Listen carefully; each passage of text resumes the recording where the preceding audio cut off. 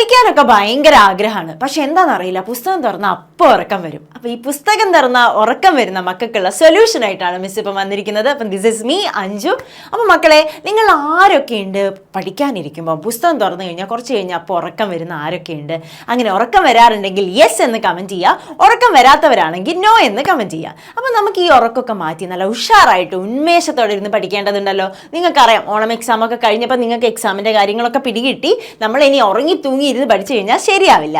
അപ്പോൾ ഈ ഉറക്കം മാറ്റാനായിട്ട് എങ്ങനെ എനർജറ്റിക് ആയിട്ട് നമുക്കിരുന്ന് പഠിക്കാമെന്നുള്ള സൊല്യൂഷനാണ് മിസ് പറഞ്ഞുതരാൻ പോകുന്നത്.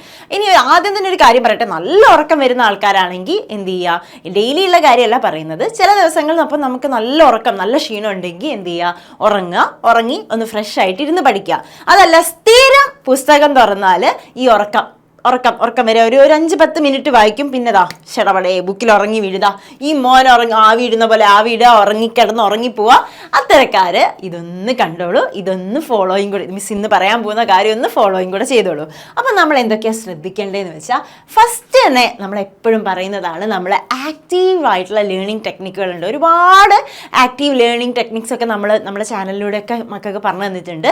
അതിനകത്തുള്ള ഒരുപാട് ടെക്നിക്സ് ഒക്കെ യൂസ് ചെയ്തിട്ട് പഠിക്കുക. അതായത് നല്ല ലേണിങ്ങിന് ആക്റ്റീവായിട്ട് ഇങ്ങനെ നമുക്ക് ഉറക്കമൊന്നും വരാതെ സ്മാർട്ടായിട്ട് നമുക്ക് ഇരിക്കാൻ പറ്റുന്ന രീതിയിൽ നമുക്ക് പഠിക്കാൻ വേണ്ടിയിട്ട് ഒരുപാട് ടെക്നിക്കുകളുണ്ട്. അതിൽ ഏതെങ്കിലും ഒരു ടെക്നിക്കുകൾ എൻ്റെ മക്കൾ എന്ത് ചെയ്യുക, ഫോളോ ചെയ്യുക, ആ രീതിയിൽ പഠിക്കുക. ഇനി അടുത്തത് എന്താണെന്ന് വെച്ചാൽ സ്പ്ലാഷ് കോൾഡ് വാട്ടർ.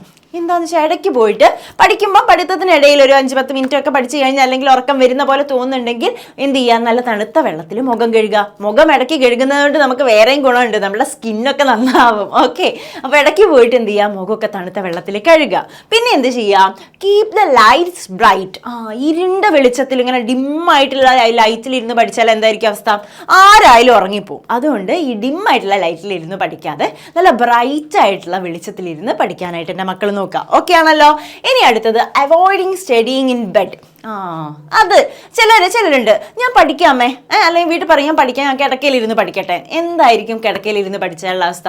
കുറച്ച് കഴിഞ്ഞാൽ നിങ്ങൾ പോലും അറിയാതെ അവിടെ കിടന്ന് ഉറങ്ങി പുതച്ച് പിറ്റേന്ന് രാവിലെ എണീക്കലുണ്ടാവും അല്ലേ. അപ്പോൾ ഈ കിടക്കയിലിരുന്ന് ആരെങ്കിലും പഠിക്കുന്നുണ്ടെങ്കിൽ അതൊന്ന് മാറ്റുക. അപ്പം തന്നെ ഉറക്കത്തിന് കുറച്ചൊരു മാറ്റം വരും. അതുപോലെ തന്നെ സോഫയിലൊക്കെ ഇരുന്നിട്ട് ഇങ്ങനെ ചാരി കിടന്നിരുന്നൊക്കെ പഠിക്കുന്നുണ്ടാവില്ലേ, അങ്ങനെ കിടക്കുന്ന ആ ഒരു പോസ്റ്ററിലുള്ള രീതിയിലുള്ള പഠിത്തമൊക്കെ അവോയ്ഡ് ചെയ്യുക. ഇനി ചെയറിലാണെങ്കിലും ശരി, കിടക്കുന്ന രീതിയിലൊരു ഉഷാറില്ലാതെ ഇരുന്ന് പഠിക്കില്ലേ, അത് ഒഴിവാക്കുക. നല്ല സ്ട്രെയിറ്റ് ആയിട്ട് ഇരുന്ന് പഠിക്കാനുള്ള ആഗ്രഹത്തിൽ നമ്മൾ പഠിക്കില്ലേ, അങ്ങനെ സ്ട്രെയിറ്റ് ആയിട്ട് ഇരുന്ന് പഠിക്കുക. കിടക്കുന്ന പൊസിഷനിലുള്ള രീതിയിൽ പഠിക്കാനിരിക്കേണ്ട. ഓക്കെ ആണല്ലോ. അതും കൂടി ഒന്ന് ഫോളോ ചെയ്യാം. ഇനി അടുത്തത് സ്നാക്ക് സ്മാർട്ട്ലി. സ്നാക്ക് സ്മാർട്ട്ലി ഇതെന്താ, പഠിച്ചുകൊണ്ടിരിക്കും ഇടയ്ക്കിടയ്ക്ക് ഇങ്ങനെ സ്നാക്സ് കഴിച്ചുകൊണ്ടിരിക്കാം. എന്താ, കുറച്ച് അച്ചപ്പം കഴിക്കുന്നു, അങ്ങനെ കുറച്ച് പൊട്ടറ്റോ ചിപ്സ് കഴിക്കുന്നു, ഇതാണോ? അല്ല. സ്നാക്ക് സ്മാർട്ട്ലി എന്ന് ഉദ്ദേശിച്ചത് എന്താണെന്ന് വെച്ചാൽ, നിങ്ങൾ തന്നെ ആലോചിച്ച് നോക്കുക, നല്ല അടിപൊളിയായിട്ട് ഉഷാറായിട്ട് വയറ് ഫുള്ള് ഫില്ല് ചെയ്ത് ബിരിയാണി കഴിക്കുന്നു, നല്ല അടിപൊളി ബിരിയാണി. എന്നിട്ട് പഠിക്കാതിരുന്നാൽ എന്തായിരിക്കും അവസ്ഥ? ആരായാലും ഉറങ്ങിപ്പോവും അല്ലേ. നല്ല ബിരിയാണി ചിക്കൻ കാലൊക്കെ കഴിച്ച് പോയി ഇരുന്ന് പഠിച്ചു കഴിഞ്ഞാൽ മിസ്സായാലും ശരി, നിങ്ങളായാലും ശരി, ഉറങ്ങിപ്പോവും. അപ്പം നല്ല ഹെവി ആയിട്ട് ഫുഡ് കഴിച്ചിരുന്ന് പഠിക്കാൻ പോയി കഴിഞ്ഞാൽ എന്തായിരിക്കും അവസ്ഥ?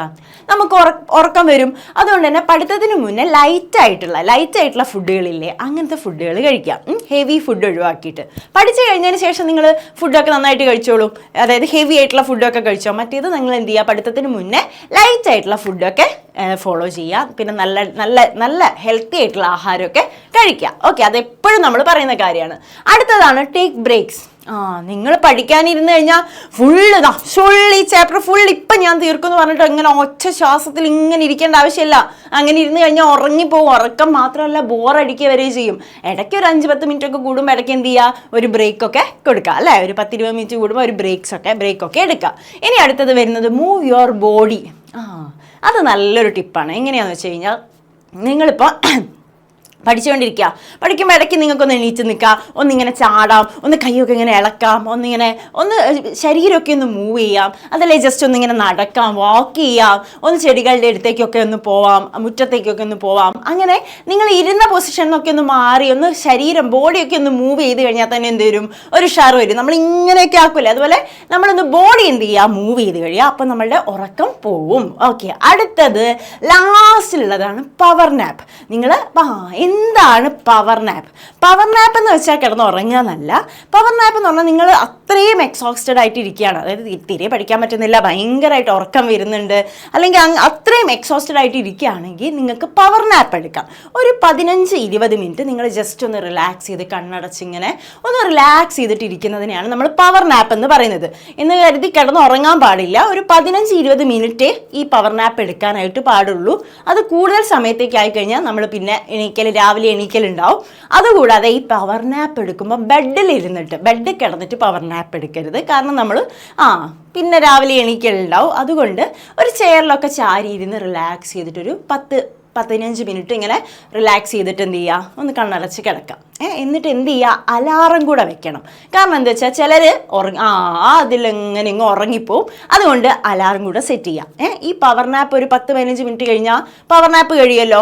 എന്നിട്ട് നിങ്ങളൊന്ന് ഇരുന്ന് പഠിച്ചു നോക്കൂ, നല്ല ഫ്രഷ് ഫീൽ ഉണ്ടാവും. അപ്പോൾ ഇതൊക്കെ എൻ്റെ മക്കളൊന്ന് ട്രൈ ചെയ്ത് നോക്കുക. അതായത് പഠിക്കാനിരിക്കുമ്പോൾ ഉറക്കം വരുന്ന മക്കൾക്കുള്ള വീഡിയോ ആണേ. അപ്പോൾ നിങ്ങൾ എന്ത് ചെയ്യുക, ഈ ടിപ്സൊക്കെ നിങ്ങൾ ഒന്ന് ട്രൈ ചെയ്ത് നോക്കുക. എന്നിട്ട് നിങ്ങൾക്കത് യൂസ്ഫുൾ ആയിട്ടുണ്ടെങ്കിൽ മിസ്സിനെ അറിയിക്കുക. ഒന്ന് മിസ്സിന് ഇൻസ്റ്റയിൽ മെസ്സേജ് അയക്കാം.